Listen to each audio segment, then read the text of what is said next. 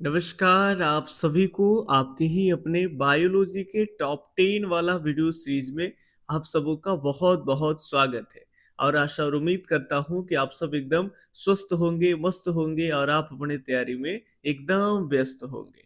तो चलिए, ये बायोलॉजी का टॉप 10 वाला जो क्लास है, क्लास 12 के विद्यार्थी हो या फिर टीजीटी पीजीटी की तैयारी कर रहे हो या फिर आपका ग्रुप डी एनटीपीसी, लगभग भारतवर्ष में जितने भी एग्जाम जहां आपका साइंस, और साइंस में सबसे इंपॉर्टेंट वाला पार्ट्स आप सब जानते हैं कि साइंस में सबसे ज्यादा प्रश्न जो है वो बायोलॉजी से आते हैं। तो बायोलॉजी का एक छोटा सा शॉर्ट नोट्स भी आपको इस चैनल के ऊपर में दिया जा रहा है।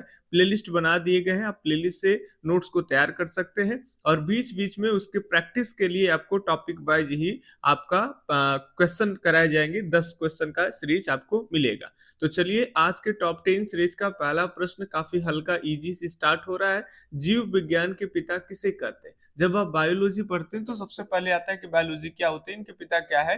तो बताइए, चार्ल्स डार्विन हो जाएंगे। लिनियस, हाँ भाई, लिनियस मतलब कैरोलस लिनियस की ही बात कर रहे हैं। और अरस्तु हो जाएंगे या फिर आपके रॉबर्ट हुक हो जाएंगे।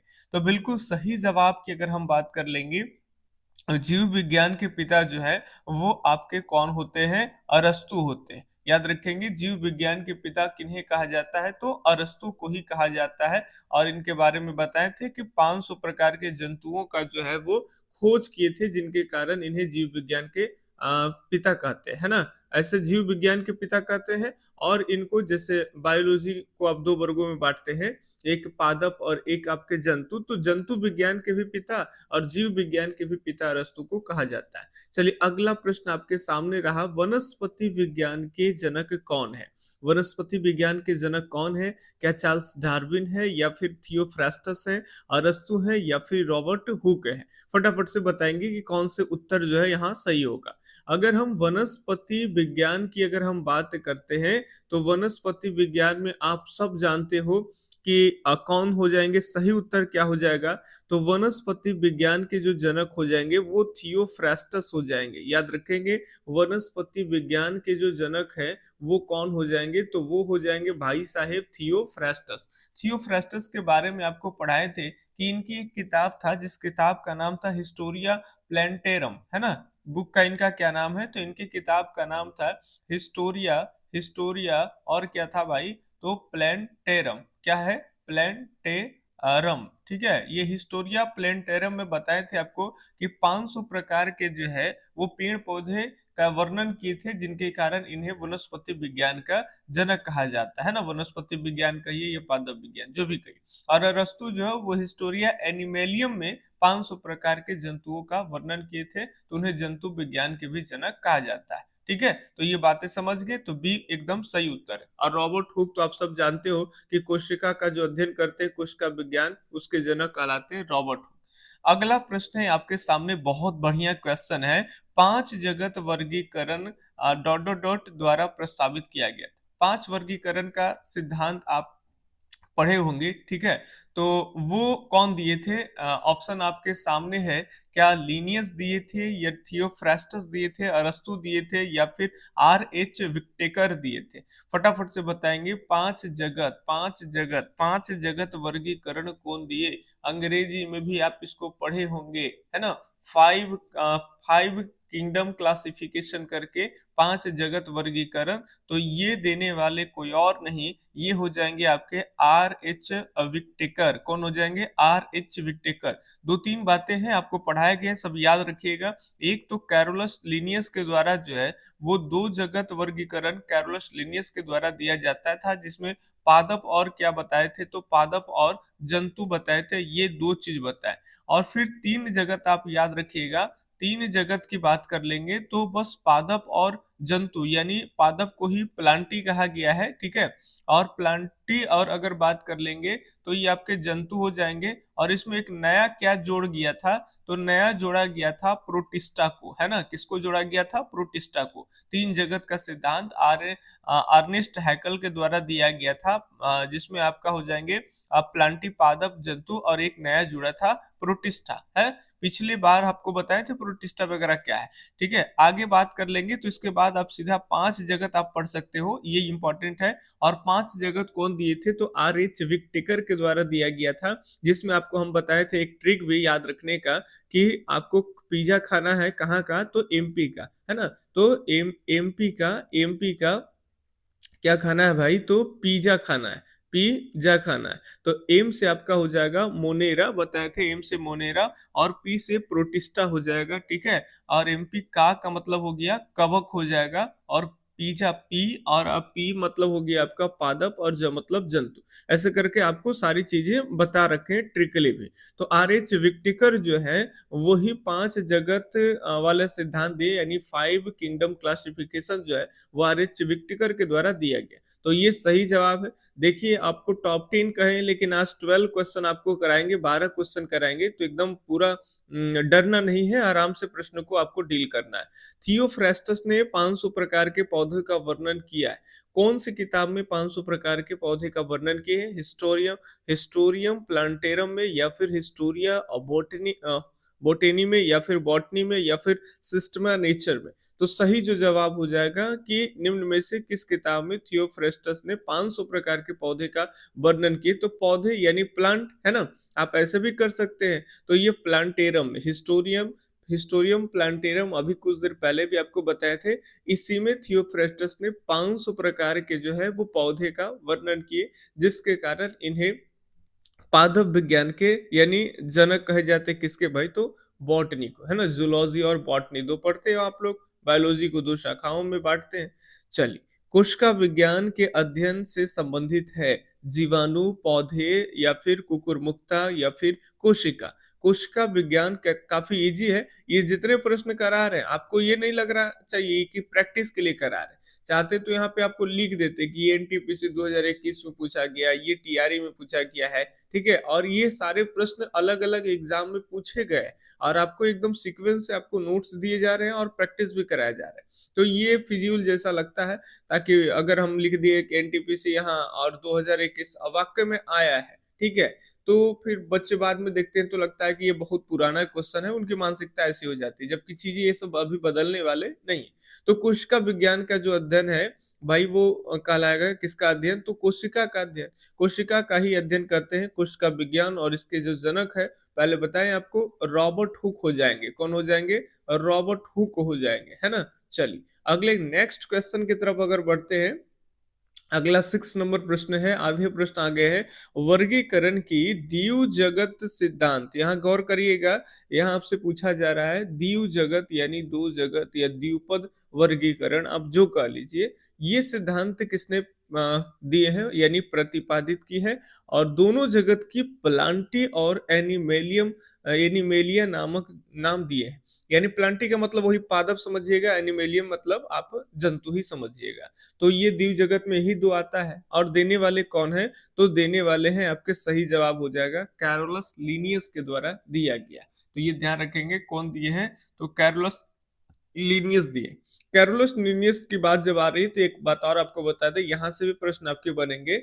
इनके जो एक किताब है जिन्हें कहते हैं सिस्टेमा नेचर, याद रखेंगे, सिस्टेमा नेचरे जो है ये किताब आपका किनका है, तो कैरोलस लीनियस का है ना। तो ये भी आप ध्यान में रखिएगा।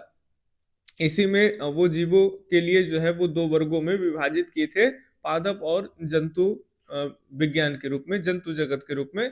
तो इस तरह से वो 2 किंगडम वाले दिए थे, यानी 2 जगत वर्गीकरण, 2 किंगडम, 2 किंगडम क्लासिफिकेशन, ठीक है। चलिए नेक्स्ट क्वेश्चन है 7 नंबर, डॉट डॉट को कोशिका विज्ञान के जनक के रूप में जाना जाता। कुछ देर पहले बताएं, अब तक आप ऑप्शन सेलेक्ट कर लिए होंगे कि किसे कोशिका विज्ञान के जनक के रूप में जाना जाता है। फिलहाल इसका सही आंसर हो जाएगा रॉबर्ट हुक हो जाएंगे, ठीक है। चलिए थोड़ा सा आपसे यही एक रिक्वेस्ट है कि अभी तक लाइक नहीं किए हैं तो प्लीज वीडियो को लाइक कर दीजिए, चैनल सब्सक्राइब करके रखिए, ठीक है, ताकि आगे नेक्स्ट जितने भी आपके नोट्स अपलोड होंगे बायोलॉजी के वो भी मिलेंगे, और उसके जो क्वेश्चन प्रैक्टिस के लिए होंगे वो भी मिलेंगे, है ना। चलिए 3 जगत वर्गीकरण किसने दिया है? आर एच विक्टेकर के द्वारा दिया गया है, अर्नेस्ट हैकल के द्वारा, कैरोलस लिनियस के द्वारा, या फिर इनमें से कोई नहीं। तो 3 जगत वर्गीकरण की बात कर लेंगे, तो ये किनके द्वारा दिया गया है? अर्नेस्ट हैकल के द्वारा, अर्नेस्ट हैकल के द्वारा, अर्नेस्ट हैकल के द्वारा। आपको बताए थे भाई, रो रहा है, क्या कर रहा है, तो एक ना रो रहा है मतलब कैरोलस, है ना, रो रहा है किसके लिए, साइकिल के लिए। साइकिल को कह दीजिएगा आप हैकल, है ना, आप साइकिल को क्या कहना है, तो हैकल। तो ये आपका दो जगत हो गया, सॉरी दो जगत हो गया, रो रहा है, फिर साइकिल के लिए तो हैकल याद रखिएगा। चलिए आप लास्ट वाला से भी पकड़ लीजिए। और साइकिल नहीं मिलकर करके सीधा उनके पापा ना ट्रैक्टर ले दिए। क्या ले दिए, ट्रैक्टर। तो ट्रैक्टर नहीं याद रखना है, विक टेकर याद रखना है। क्या रखना है, विक टेकर। तो ये तीन जगत और फिर हो जाएगा विक टेकर ने पांच जगत दिए, जिसमें मोनेरा, प्रोटिस्टा, कवक, पादप ये सारे कुछ आते हैं ना। चलिए पादप और जंतु। अगले प्रश्न की बात कर लेंगे। अगला प्रश्न है, अर्नेस्ट हैकल ने तीन जगत वर्गीकरण में किसे शामिल नहीं किया है। बताएंगे अर्नेस्ट हैकल ने जो तीन जगत यानी थ्री किंगडम क्लासिफिकेशन दिए हैं उसमें किसे शामिल नहीं किया गया। क्या प्लांटी को नहीं किया गया है, एनिमेलियम को नहीं किया गया, एनिमेलिया या फिर मोनेरा या फिर प्रोटिस्टा। तो अगर हम तीन जगत में बात कर लेंगे तो तीन जगत जो है उसमें आपका पादप पौधे जो कहिए, ये प्लांटी कहिए, आप जंतु कहिए या फिर एनिमेलिया कहिए, ठीक है। तो ये सारी तो था ही, प्लस में जोड़ा गया था किसको, तो बताए थे तीन वाले में प्रोटिस्टा को जोड़ा गया था, है ना, प्रोटिस्टा के बारे में। तो प्रोटिस्टा के बारे में तो आपको पढ़ा रखे है ना कि प्रोटिस्टा जो होता है ये आपका होता एक कोषीय है, लेकिन ये यूकैरियोटिक में आता है। इसके जो है वो केंद्रक होने के कारण ये यूकैरियोटिक कहलाते हैं, लेकिन ये एक कोशिका से बना हुआ है, ठीक है। तो ये भी बात याद रखेंगे। और फिलहाल सही जो जवाब हो जाएगा वो हो जाएगा आपका मोनेरा। मोनेरा जो है तीन जगत यानी थ्री किंगडम क्लासिफिकेशन में शामिल नहीं है, ये फाइव किंगडम क्लासिफिकेशन में शामिल है, ठीक है। तो ये मोनेरा के बारे में आप जानिएगा। ये आपका प्रोकैरियोटिक भी है और एक कोशिकीय भी है, ये ध्यान रखिएगा। चलिए प्रो प्रोकैरियोटिक समझते होंगे आप लोग, आप पढ़े भी हैं, ठीक है। जिनके अपना एक स्पष्ट केंद्रक नहीं होता है उसे प्रोकैरियोटिक कहते हैं, और जो एक कोशिका से बना होता है उसे एक कोशिकीय कहते हैं, और अनेक कोशिकाओं से बनता है, जैसे मानव के शरीर अनेक कोशिकाओं से बनते हैं तो वो बहुकोशिकीय कहलाते हैं ना। पशुओं और पौधे के बीच जुड़ने वाली कड़ी क्या है, अमीबा है, यूग्लिना है या फिर प्लाज्मोडियम है, पैरामीशियम है। तो पशु और पौधे के बीच जुड़ने वाले अगर हम कड़ी की बात कर लेंगे तो ये हो जाएगा आपका युगलिना। तो सही जवाब क्या हो जाएगा, युगलिना। अभी नोट्स में यहाँ तक आपको नहीं पढ़ाए थे, कुछ कमी रह गई थी, है ना।